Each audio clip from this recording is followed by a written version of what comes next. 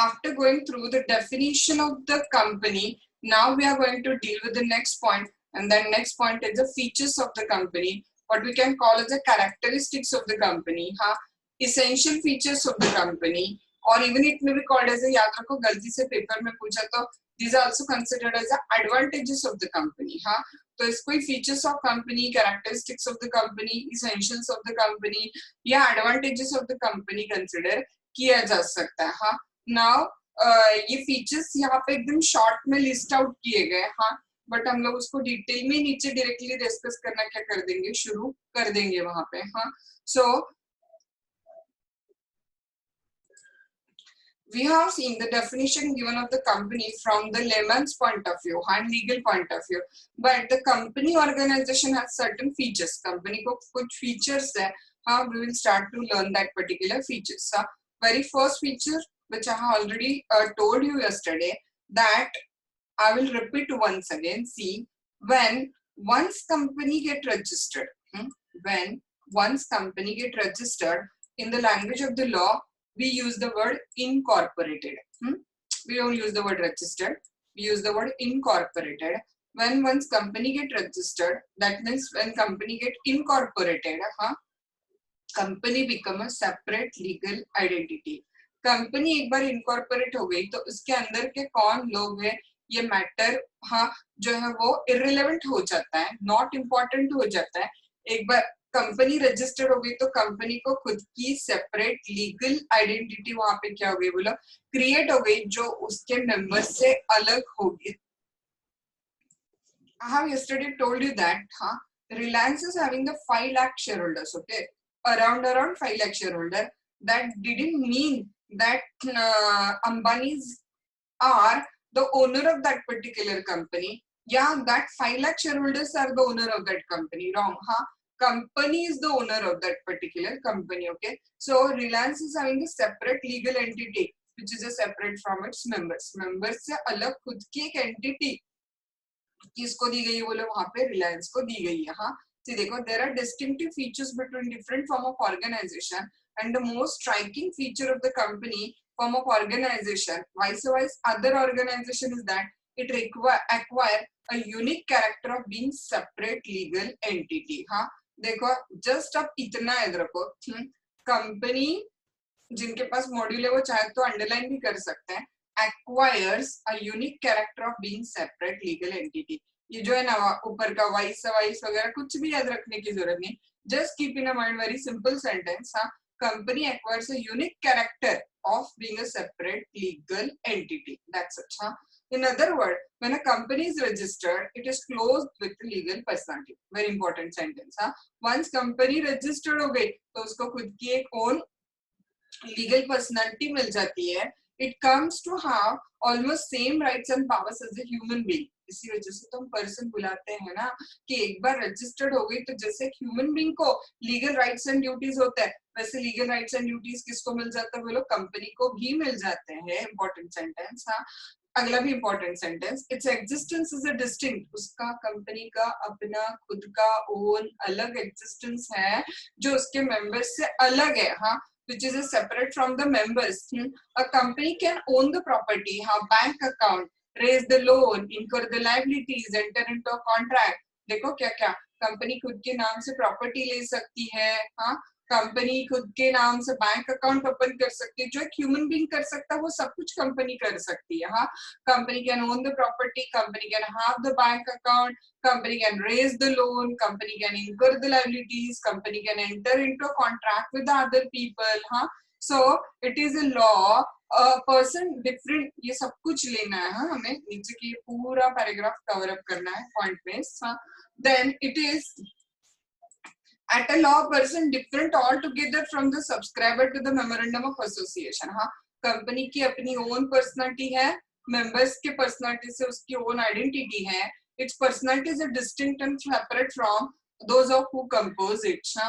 ये नीचे का सेंटेंस याद रखने की जरूरत नहीं, ये इतना ऊपर का एक का फर्स्ट सेंटेंस उतना याद रखो. It is at law a person different altogether from the subscriber to the memorandum. जिन सब्सक्राइबर्स ने कंपनी को फॉर्म किया ना, उनसे कंपनी की अपनी खुद की अलग आइडेंटिटी है. देखो ये रिपीट ही है बट याद रखो, समझो। Even a member can contract with the company, मैं कंपनी की खुद मेंबर हूँ तो मैं भी कंपनी के साथ कॉन्ट्रैक्ट कर सकती हूँ। हाँ, एक्वायर द राइट अगेंस्ट और incur the liability for the डेब्ट of company, only the creditor can sue it and not its members. हाँ, कंपनी के डेब्ट के लिए सूट किस पे फाइल की जा सकती है बोलो? ओनली कंपनी पे, मेंबर पे सूट फाइल नहीं की जा सकती। हाँ, अच्छा, ये वाला मटेरियल बाद में वापस आएगा, तो इतना ही याद रखो। Even the member can contract with the company, acquire the right against it and incur the liability to it। इतना इनफ है। हाँ, ये वाला फर्स्ट सेंटेंस इतना यहाँ से यहाँ तक लो, इट इज से लेकर एसोसिएशन तक, एंड बी वाला सेंटेंस इवन से लेकर लाइबिलिटी टू इट, इतना यहाँ पर मटेरियल याद रखो, इनफ हो जाएगा वो वहाँ पे। हाँ, देखो आगे क्या गया। Company is capable of owning, enjoying, disposing of the property in its own name. मैंने आपको ऑलरेडी बताया, टीसीएस की बिल्डिंग, हाँ, रिलायंस का मोबाइल, देन रिलायंस की कैब। हाँ, इसका मतलब देखो, हम लोग ऐसे नहीं बोलते ना कि मैं मुकेश अंबानी की कैब से आई, नहीं, मुझे मेरी कंपनी की कैब ने घर पे छोड़ा। इसका मतलब वो कैब किसकी बोलो? कंपनी की। भले उसका 99% शेयर होल्डर एक ही व्यक्ति है, बट डजेंट मैटर, हम लोग नाम किसका लेंगे बोलो? कंपनी का नाम लेंगे, राइट। तो company is capable of owning, enjoying and disposing the property in its own name. खुद के नाम पे प्रॉपर्टी ले सकते हैं, एंजॉय कर सकते हैं उसको, चाहे उसको डिस्पोज ऑफ कर सकते हैं वो। हाँ, although the capital and asset contributed bye share holder, company become the owner of the capital and asset. Capital तो दिया हुआ शेयर होल्डर का ही है ना, बट अल्टीमेटली एक बार वो कंपनी के हाथ में आ गया तो वो किसकी ओनरशिप होगी बोलो? वहां पे खुद कंपनी की ओनरशिप होगी। Share holder are not the private और joint owner of the company's property. Company के प्रॉपर्टी का ओनर शेयर होल्डर नहीं है। कंपनी के प्रॉपर्टी का ओनर कौन है बोलो? खुद कंपनी है। हाँ, कंसिडर किया जाता है वहां पे। देखो, company does not even have the insurable in the property of the company. ये जो सेंटेंस है ना, ये कमेंट के लिए वगैरह डाला जा सकता है कभी कभी। हाँ, a company does not have even an insurable interest in the property of the company। हाँ, कंपनी के प्रॉपर्टी में ना कंपनी के मेंबर को इवन इंश्योरेबल इंटरेस्ट भी नहीं है। इसका मतलब क्या आपको बताती हूँ पहले, और फिर इसका फेमस केस लॉ जो नीचे दिया हुआ हम लोग देखते हैं। तो ये पॉइंट आया तो आपको ये नीचे का केस भी एक्सप्लेन करना पड़ेगा, बट पहले सेंटेंस का मीनिंग बताती हूँ आपको।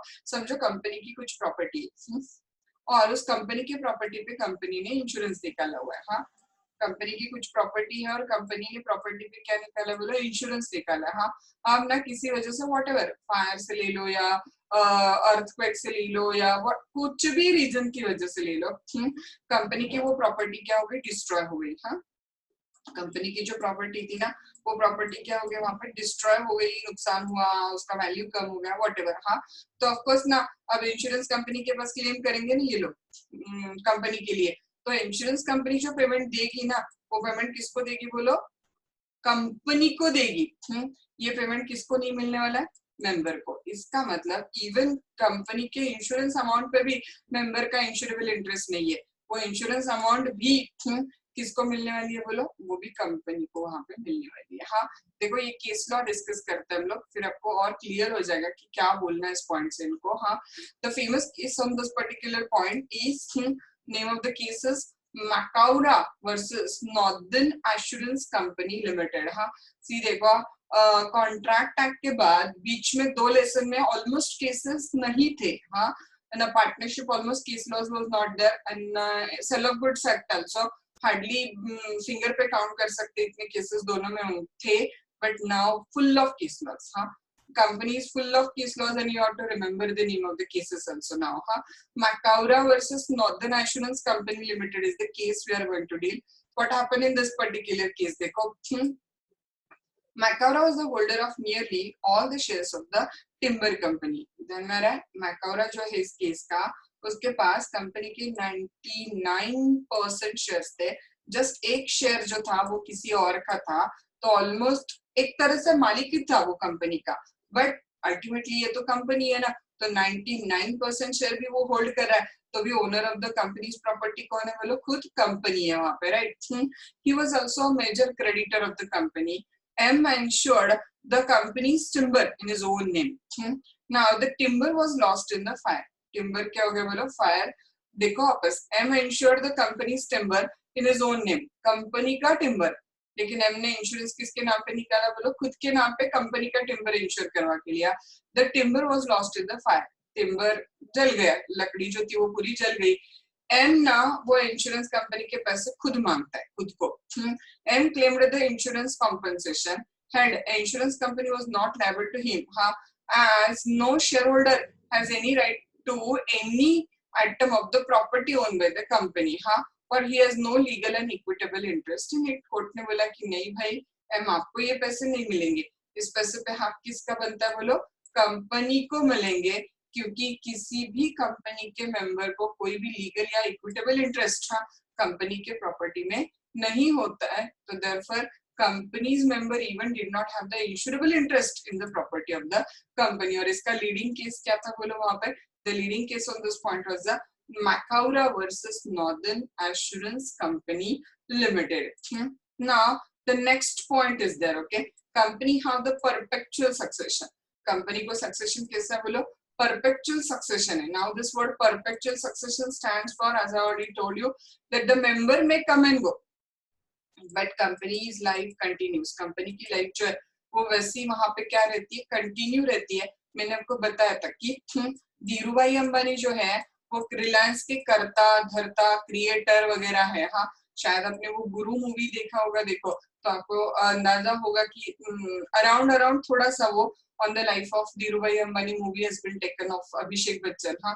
तो रिलायंस को बनाने वाले कौन थे वहां पे, धीरूभाई अंबानी। तो उनकी डेथ हो गई तो क्या रिलायंस खत्म हो गया क्या, नहीं ना, अंदर के मेंबर बदलते रहता है but company goes on. This is considered as a perpetual succession.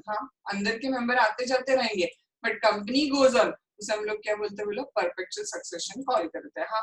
Member may die or change, but the company goes on till it wound up on the ground specified by it। The share of the company may change hands infinitely, but that doesn't affect the existence of a company। ठीक है, such a company is an artificial person created by law। law alone can bring its life to an end। तो company का life कैसे and किया जा सकता है बोलो, वाइंडिंग अप, एक ही ऑप्शन है। ऐसे कंपनी उठाई और बंद कर दी ऐसे नहीं हो सकता, प्रॉपर वाइंडिंग अप प्रोसीजर पे ही कंपनी की लाइफ एंड हो सकती है। Its existence is not affected with the death और insolvency of the member.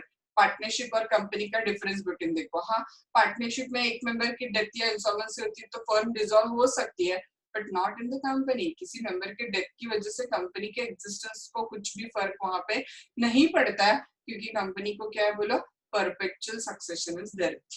I will give one example for this, even though it is not given in your module। इसको मैं आपको एक example देती हूँ। Example in the sense now ये, हाँ बोलो ना कशिश।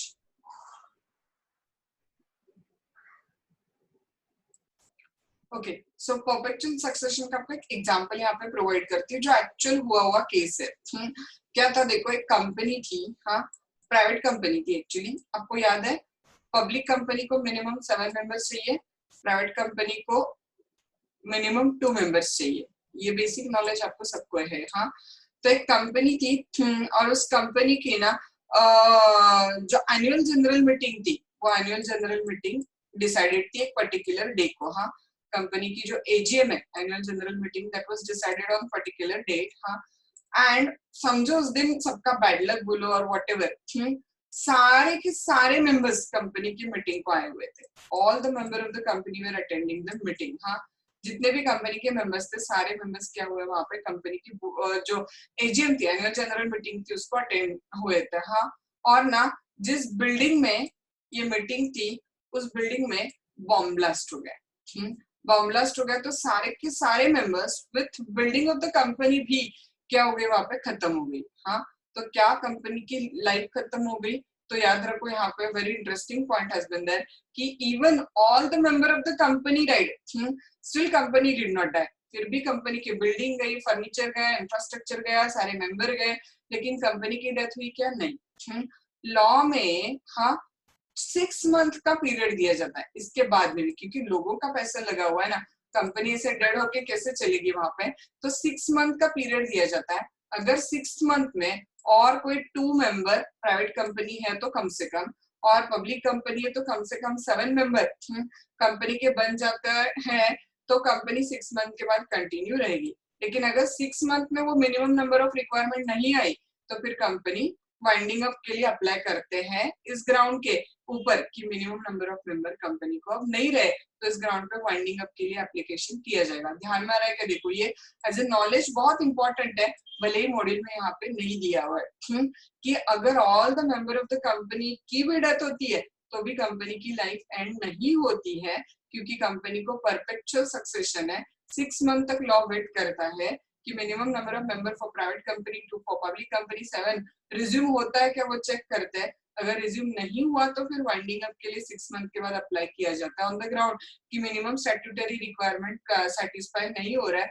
अदरवाइज फिर अगर 7 मेंबर आ जाते हैं 6 मंथ में तो कंपनी कंटिन्यू रहेगी। तो ये जजमेंट जब हुआ था ना, तो जज ने ना जानबूझ के एक इंटरेस्टिंग या थोड़ा सा ह्यूमर क्रिएट किया था, या कंपनी का फीचर इतना स्ट्रांगली बताया था। तो जज ने एक स्टेटमेंट क्या यूज किया था पता था?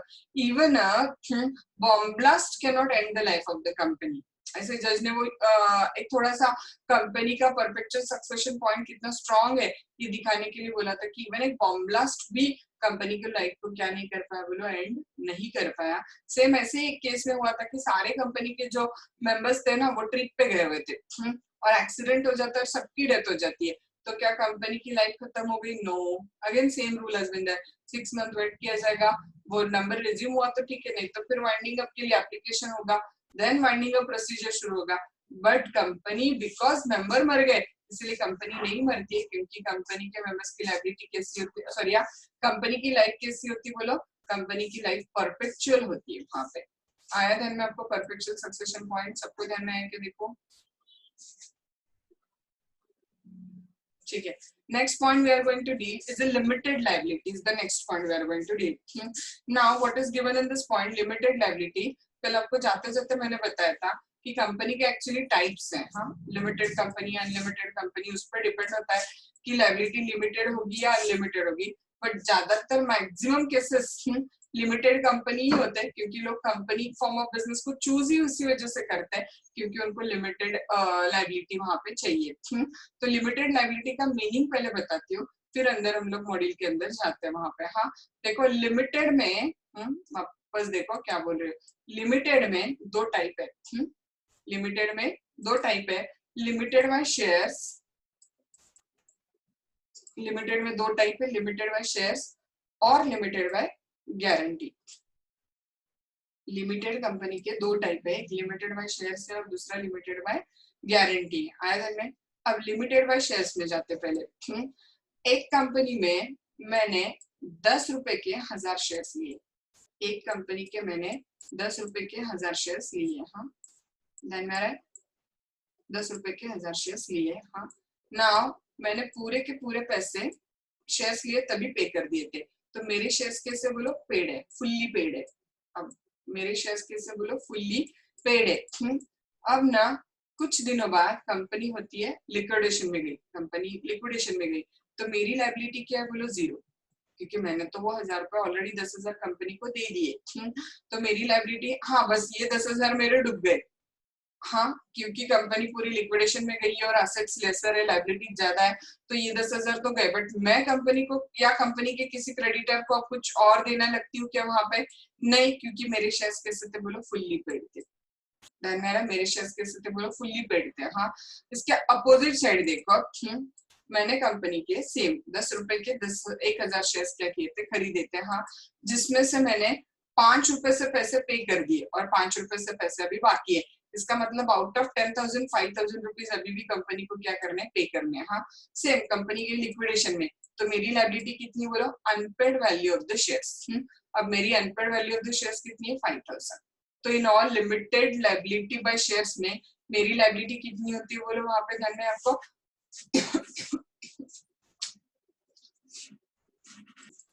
तो मेरी लाइबिलिटी कितनी होगी बोलो?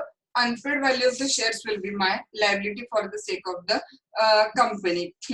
ये हो गई कंपनी लिमिटेड बाय किसमें बात कर रहे हैं हम लोग? शेयर्स के बारे में हम लोग क्या कर रहे हैं? वहां पर बात कर रहे हैं। हाँ, और कंपनी लिमिटेड बाय गारंटी नाम की एक और कंपनी होती है जो हमें आगे जाके काइंड्स ऑफ कंपनी में भी आ जाएगी। इसमें क्या होता है पता है?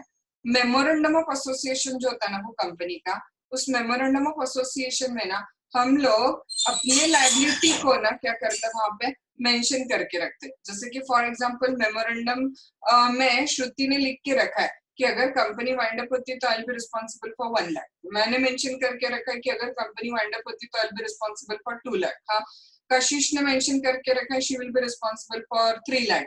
तो अगर कंपनी वाइंड अप हुई तो हमारी लाइबिलिटी अराइज होती है, रेगुलरली हमारी लाइबिलिटी अराइज नहीं होती है। कंपनी लिमिटेड बाय गारंटी में हमारी लाइबिलिटी कब अराइज होगी बोलो, कंपनी अगर लिक्विडेशन में जाती है तो, और वो भी कितने अमाउंट के लिए, जो हमने कहाँ पे मेंशन रखी है, we are guaranteed in the memorandum, उतने के लिए हमारी लाइबिलिटी होगी। इस वाली कंपनी है ना, कंपनी लिमिटेड बाय शेयर्स, इसमें कंटिन्यूस लाइबिलिटी रहती है, कभी भी अनपेड अमाउंट के लिए हमें लायबल पकड़ा जा सकता है, जब भी मांगा जाएगा तब भी हमें अमाउंट पे करनी पड़ेगी। लेकिन इसमें अगर कंपनी लिक्विडेशन में जाती है तो ही लाइबिलिटी अराइज होती है, नहीं तो लाइबिलिटी अराइज नहीं होती है। हाँ, देखो मैं रीड करती हूँ, नहीं समझ में तो बता मुझे वापस। हाँ, liability of the member depend upon the kind of a company of which he is a member. We know that company is a separate legal entity different from the member. Thus, in the case of limited liability company, debt of companies in totality do not become the debt of shareholder. Company का debt मतलब shareholder का debt नहीं है ना। The liability of the member of the company बस कितने रुपए के लिए याद है, ये मेरे 5 लाख रुपए, limited to the extent of the nominal value of the shares held by him. मैंने कितने रुपए का शेयर लिया, 10,000, मेरी लाइबिलिटी भी कितनी है वहां पे, 10,000। लेकिन इवन उस 10,000 में भी मुझे कितना पे करना बोलो, अनपेड अमाउंट बस। In no case can the share holder be asked to pay anything more than the unpaid value of the shares. Company and partnership फर्क याद है, कंपनी में आप लोगों की लाइबिलिटी जितनी आपके अनपेड अमाउंट है उतनी, भले कंपनी का कर्जा 50 करोड़ है, मुझे क्या लेना देना, मेरे शेयर्स कितने रुपए के, 10,000, उसमें से अमाउंट अनपेड कितनी है, 5,000, तो मुझे पे कितना करना है, 5,000, दैट्स इट। हाँ, then unpaid value of the shares is that only my liability in the case of a company limited by shares. And in case of a company limited by guarantee क्या होगा, देखो वहां पे the member are liable to the extent of the amount guaranteed by them, हाँ, and that too only when the company goes into the liquidation. यहाँ पे कितनी liability होगी बोलो, जो अमाउंट मैंने गारंटी की है मेमोरेंडम में, और कंपनी लिमिटेड बाय गारंटी में लाइबिलिटी ओनली कब अराइज होती है बोलो, अगर कंपनी लिक्विडेशन में जाती है तो ही ये लाइबिलिटी अराइज होती है। हाँ, देन आपको ऑलरेडी बताया अनलिमिटेड कंपनी होगी तो लाइबिलिटी भी अनलिमिटेड होगी, दैट्स इट। हाँ, however if the company is unlimited company then the liability of the member is also unlimited as well. members की liability भी कितनी रहेगी बोलो, unlimited रहेगी। हाँ, देखो अभी ना यहाँ पे फिर आप बोलोगे कि पार्टनरशिप में और अनलिमिटेड कंपनी में फर्क क्या है, आगे जाके काइंड्स ऑफ कंपनी में हमें डिटेल में आ रहा है, बट गलती से आप में से कोई उस दिन नहीं रहा तो सब लोग हो, इसलिए ये डिफरेंस भी अभी आपको बता देती हूँ, तब आएगा रेफरेंस में तब शॉर्ट में ले लेंगे, क्योंकि अभी सब लोग हो तो बहुत इंपॉर्टेंट डिफरेंस है, लाइफ लॉन्ग इंपॉर्टेंट है आपके लिए, इसलिए अभी बताते हो। देखो वापस क्वेश्चन को बताती हूँ कि क्या क्वेश्चन का आंसर कर रही हूँ मैं। अनलिमिटेड कंपनी में भी लाइबिलिटी अनलिमिटेड है ना, और पार्टनरशिप में भी लाइबिलिटी कैसी बोलो, अनलिमिटेड है। तो आप पूछोगे कि फर्क क्या है फिर अनलिमिटेड कंपनी और पार्टनरशिप में, अ लॉट फर्क हैज बीन देयर। हाँ, वो लॉट फर्क क्या पता है आपको, अनलिमिटेड कंपनी के जो क्रेडिटर्स होते हैं ना, अनलिमिटेड कंपनी के जो क्रेडिटर्स होते हैं ना, वो डायरेक्टली शेयर होल्डर पे सूट फाइल नहीं कर सकते, क्योंकि क्रेडिटर ने लोन किसको दिया है, कंपनी को, राइट, और कंपनी को क्या बोलो, इंडिपेंडेंट लीगल आइडेंटिटी है, बराबर। तो इसकी वजह से अनलिमिटेड कंपनी के जो क्रेडिटर है वो डायरेक्टली किस पे सूट फाइल नहीं कर सकते, मेंबर्स शेयर होल्डर पे सूट फाइल नहीं कर सकते, वो किसको मांगेंगे बोलो, लिक्विडेटर को, और लिक्विडेटर देन वो पैसे किससे रिकवर करेगा, मेंबर्स से रिकवर करेगा। लेकिन पार्टनरशिप में आपको पता है, पार्टनरशिप के जो क्रेडिटर्स है वो डायरेक्टली पर्सनल सूट किस पे फाइल कर सकता है, पार्टनर्स पे वो सूट फाइल कर सकते हैं। ये मेजर डिफरेंस है इसमें अनलिमिटेड कंपनी और पार्टनरशिप के बीच का। हाँ, so the point we have discussed is the company's having the limited liability, limited by shares, limited by guarantee, and if the company is unlimited company and the liability will be unlimited. हाँ, now company is a legal person, right? No problem, but company कैसा legal person है बोलो, artificial legal person है, keep in mind। हाँ, company is artificial, हाँ, just created by the process other than the natural birth, से birth नहीं हुआ है ना कंपनी का, it's a legal, मैंने आपको और एक नाम बताता, judicial person है, created by law है। हाँ, लेकिन पर्सन है, इसकी वजह से इसको भी इंडिविजुअल के राइट्स एंड ड्यूटीज अवेलेबल होते हैं। हाँ, देन नेक्स्ट वन देखो, further the company being separate entity can own the property, company को खुद की प्रॉपर्टी हो सकती है। आप इसको नीचे नीचे भी डाल सकते हो पॉइंट लिखते हुए, A company can own the property, B company can own the banking account, C company can raise the loan, D company can incur the liabilities, and E company can enter into contracts भी। हाँ, even a member can contract with the company, acquire the right against it or incur the liability to it। एक member भी खुद company के साथ contract कर सकता है, याद रखो। कंपनी का खुद का शेयर होल्डर भी कंपनी के साथ क्या कर सकता है, कॉन्ट्रैक्ट कर सकता है। इसका एक फेमस एग्जांपल है, हाँ, जो आपको नहीं दिया है बट मैं आपको बता देती हूँ क्योंकि हम लोग लॉ के स्टूडेंट्स को एग्जांपल पढ़ाता है। उस केस का नाम है, शायद आगे होगा केस तो पता नहीं मुझे, ली वर्सेस ली नाम का एक केस है। इसका एक फेमस क्या है वहां पर, केस का नाम क्या पता है, even a companies member can contract with the company. हाँ, इसका एक फेमस केस आता है ली वर्सेस ली करके। हाँ, क्या हुआ था देखो, इस केस में कंपनी का एक ना ये जो ली है, हाँ, ये ली है कंपनी का मैनेजिंग डायरेक्टर। कंपनी के मेजॉरिटी शेयर्स ली के पास में है, हाँ, और एक एयर फार्मिंग कंपनी है। हाँ, और इस कंपनी का खुद पायलट भी ली है, ध्यान में रहा। कंपनी का डायरेक्टर भी कौन है, ली, और कंपनी का पायलट भी कौन है, खुद ली कंपनी का पायलट है। पायलट फॉर्म में वो कंपनी का एम्प्लॉय है। इसका मतलब ध्यान में रहा है, ली एयर फार्मिंग कंपनी ने, ली एयर फार्मिंग कंपनी ने अपने ही एम्प्लॉय मैनेजिंग डायरेक्टर को क्या रखा है, बोलो, एज एम्प्लॉय। तो एक एम्प्लॉयमेंट कॉन्ट्रैक्ट किसने किसके साथ में किया, ध्यान में रहा है, ली एयर फार्मिंग कंपनी ने अपने ही एक मेंबर के साथ में क्या किया, बोलो, वहां पे एम्प्लॉयमेंट कॉन्ट्रैक्ट किया। आया ध्यान में, कैसे इंटरेस्टिंग सिचुएशन है। वही कंपनी का एमडी, वही कंपनी का मेंबर और वही कंपनी का पायलट भी है वहां पे। व्हाट द पॉइंट, आगे देखो क्या हुआ इस पर्टिकुलर पॉइंट में। इस ली की एक बार क्या हो जाती है, एयर फ्लाइट में उसकी क्या हो जाती है, एक्सीडेंट हो जाता है फ्लाइट का और उसकी डेथ हो जाती है जब वो काम पे था। हाँ, तो इसकी वाइफ ना एम्प्लॉइज कंपनसेशन मांगती है। कंपनी बोलती है कि वो कंपनी का मेंबर भी है ना, तो उसको किस चीज का कंपनसेशन, लेकिन company is a different person, Lee is a different person. तो ली एम्प्लॉय था, एम्प्लॉयमेंट कॉन्ट्रैक्ट था, तो हाँ, ली को कंपनसेशन मिलना चाहिए। हाँ, सो कोर्ट ने ली के वाइफ को उसके हस्बैंड के डेथ के लिए वर्कमेंस कंपनसेशन दिया था, एम्प्लॉयज कंपनसेशन दिया था, ध्यान में रहा है। So even a member can contract with the company, acquire the right against it and incur the liability, it can sue and be sued in its own name। हाँ, मैंने आपको कल बताया था, देखो, रिलायंस का मोबाइल आपने लिया और डिफेक्टिव निकला तो आप सूट अंबानी पे करोगे या रिलायंस पे करोगे, तो ऑफकोर्स रिलायंस पे। तो रिलायंस खुद सूट भी फाइल कर सकते हैं और हम भी रिलायंस पे सूट फाइल कर सकते हैं। It can do everything which a natural person can do, except जो ह्यूमन बीइंग के साथ किया जा सकता है, कुछ चीजें कंपनी के साथ नहीं की जा सकती, जैसे जेल में भेजना, सौगन लेना, मैरी और practice the learned profession.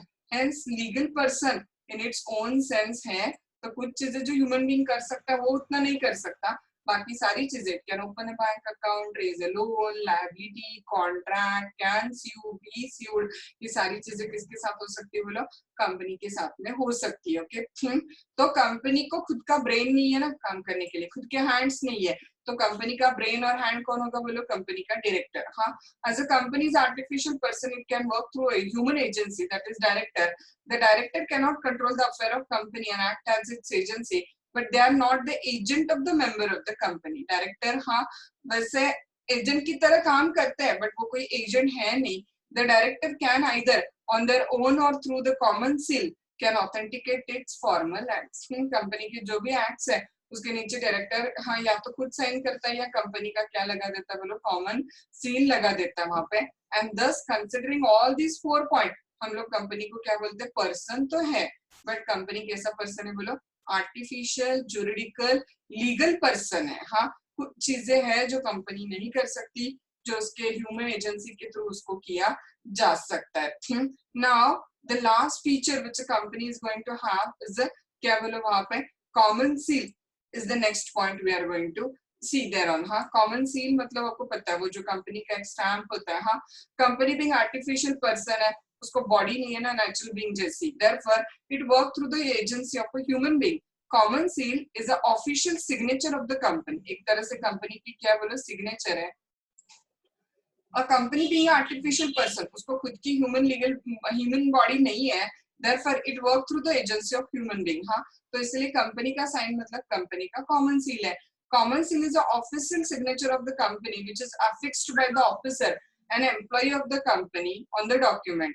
Common seal एक seal है जो कॉर्पोरेट कंपनी अपना सिंबल के फॉर्म में यूज करती है. बट याद रखो यहाँ पे एक अमेंडमेंट है. हाँ, 2015 के अमेंडमेंट के बाद कॉमन सील को ऑप्शनल रखा है. 2015 के पहले हर कंपनी के इंपॉर्टेंट